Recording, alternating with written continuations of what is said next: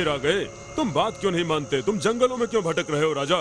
घर लौट जाओ और आराम की जिंदगी बिताओ, सुन लिया ना? मैं तब तक नहीं जाऊंगा जब तक मेरा काम नहीं पूरा हो जाता, और तुम मेरे साथ चलोगे वरना।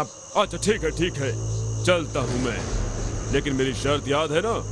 मैं तुम्हें एक कहानी सुनाऊंगा और वो तुम्हें सुननी पड़ेगी। और हाँ, तुम बीच में कुछ नहीं बोलोगे, वरना मैं अपने पेड़ पर वापस चला जाऊंगा। अंधक देश का राजा बड़ा ही नेक था और हमेशा सच्चा इंसाफ करता था। वो हर फरियादी की फरियाद खुद सुनता था और कोई भी उसके पास आ सकता था। एक दिन एक बूढ़ा आदमी अपने 2 बेटों के साथ उसके पास आया।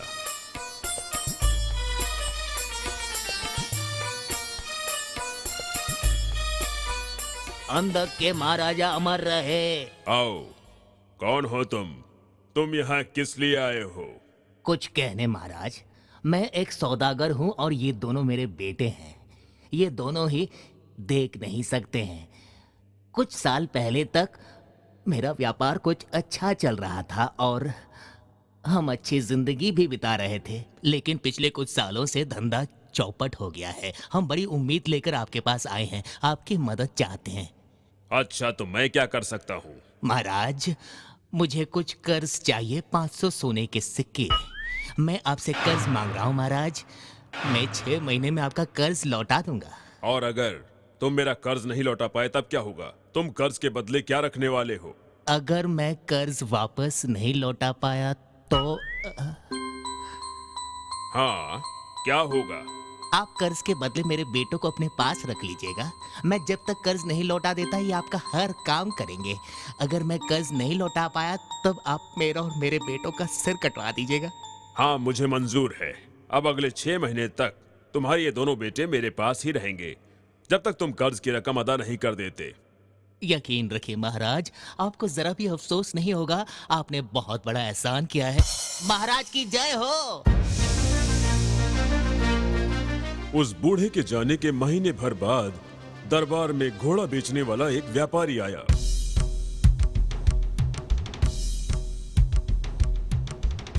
अंधक के महाराजा की उम्र लंबी हो। महाराज की जय हो। मेरा नाम है अश्वनायक और मैं घोड़े बेचता हूँ। मैं आपके लिए एक बड़ा ही कमाल का घोड़ा लाया हूँ महाराज। उस घोड़े में ऐसी क्या खास बात है? बहुत कुछ महाराज। ये घोड़ा तो हीरा है। ऐसा अरबी घोड़ा आपको कहीं और नहीं मिलेगा। ये बड़ा ही वफादार है और बहुत तेज दौड़ता भी है।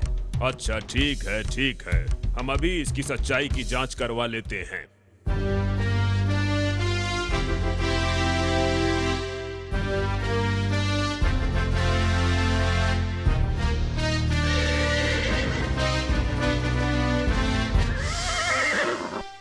तुम्हारे पिताजी कह रहे थे तुम घोड़ों के पारखी हो ना?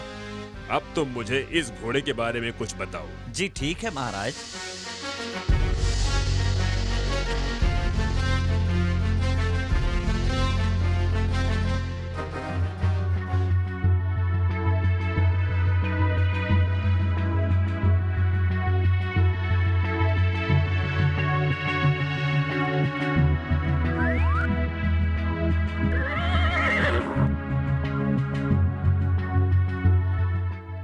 ये क्या महाराज, एक अंधा घोड़े के बारे में क्या बता सकता है? ये तो सिर्फ समय ही बर्बाद कर सकता है महाराज।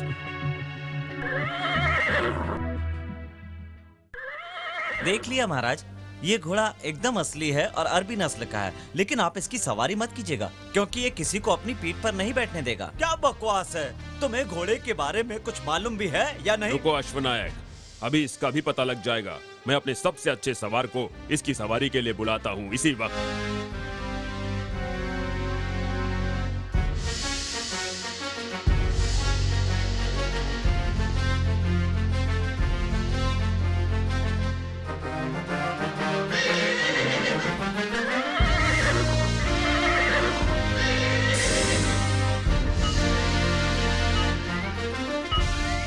अरे ये तो बड़ी अजीब बात है महाराज, इसने पहले कभी भी ऐसा नहीं किया।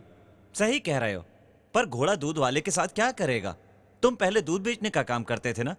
हाँ बेचता था, लेकिन तुम्हें ये बात कैसे पता लगी? इसकी खाल से आने वाले दूध की खुशबू ने सब बता दिया। ये पहले तुम्हारे पिताजी के पास था। इस घोड़े के माँ बाप भी तुम्हारे ही घर में पले थे, सही कह रहा हूँ ना? हाँ, पहले दूध ही बेचता था, एक अंधे को ये बात पता चल गई। कमाल हो गया ये तो। बहुत खूब, तुम्हारे पिताजी ने सही कहा था। सच में तुम्हारे पास एक अद्भुत प्रतिभा है। बड़े बेटे ने तो साबित कर दिया था कि वो काबिल है। तभी एक दिन हीरों का एक व्यापारी दरबार में आया। अंधक के महाराज की उम्र लंबी हो। महाराज की जय। महाराज, मैं हीरालाल हूँ और हीरों का व्यापार करता हूँ। मैं आपके लिए कुछ बड़े ही कीमती हीरे लाया हूँ महाराज। ऐसे हीरे आपको और कहीं नहीं मिलेंगे। तो मुझे अपने सबसे अच्छे हीरे दिखाओ, मैं अभी जांच करवा लेता हूँ।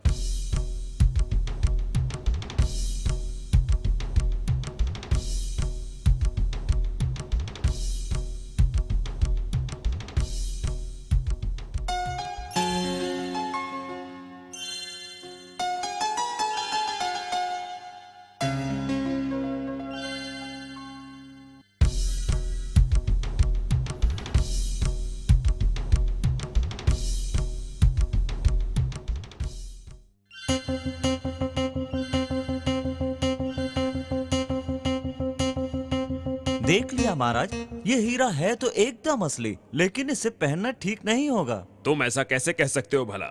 इस हीरे की वजह से इनके परिवार में कम से कम 2 लोग मारे गए हैं। सही कहा ना हीरालाल? जी हाँ, जान की माफी चाहता हूँ। इसने सही कहा, मुझे माफ कर दीजिए हुजूर। अपने हीरे उठाओ और दफा हो जाओ यहाँ से। 6 महीने बाद समय बड़ी तेजी से बीता और 6 महीने भी पूरे हो गए।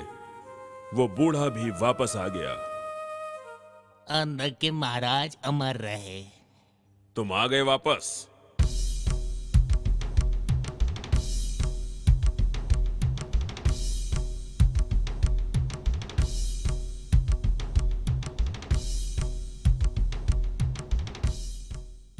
महाराज, ये रहे सोने के 500 सिक्के जो मैंने कर्ज लिए थे आपसे। मैंने तो आपका कर्ज चुका दिया है, तो क्या मैं अपने बेटे को साथ ले जाऊं?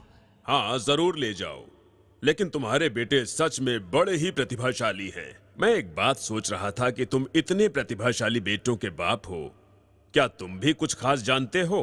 अगर हाँ, तो क्या जानते हो तुम? आप यकीन कीजिए महाराज, मेरे पास भी एक बहुत खास गुण है। मैं किसी का चेहरा देखकर उसके बारे में सब कुछ बता सकता हूँ। वाह, क्या बात है। चलो, तुम मेरे बारे में बताओ।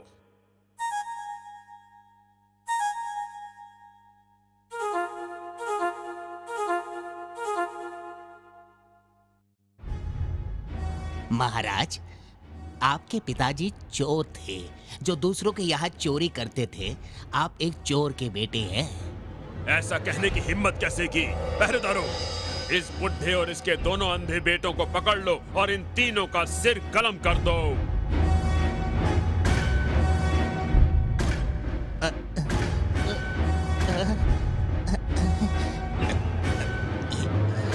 राजा ने उस बूढ़े और उसके दोनों बेटों का सिर कलम करवा दिया। अब तुम बताओ विक्रम, कि क्या राजा ने बूढ़े के साथ इंसाफ किया था? तुम मेरे प्रश्न का उत्तर दो, वरना एक बात समझ लो, मैं तुम्हारी ही खोपड़ी तोड़ दूंगा। ओह, राजा था तो एक चोर का बेटा, और सच्चाई सुनकर गुस्से से बौखला गया। उसने तो गलत सजा दी थी, लेकिन बूढ़े को भी सोच समझकर बोलना चाहिए था, क्योंकि कभी कभी बिना सोचे समझे कुछ कहने पर जान भी जा सकती है। बिल्कुल सही जवाब विक्रम, लेकिन तुम समझदार होकर भी एकदम बेवकूफ हो। तुमने बोलकर मेरी शर्त तोड़ दी है, तो मैं जा रहा हूँ।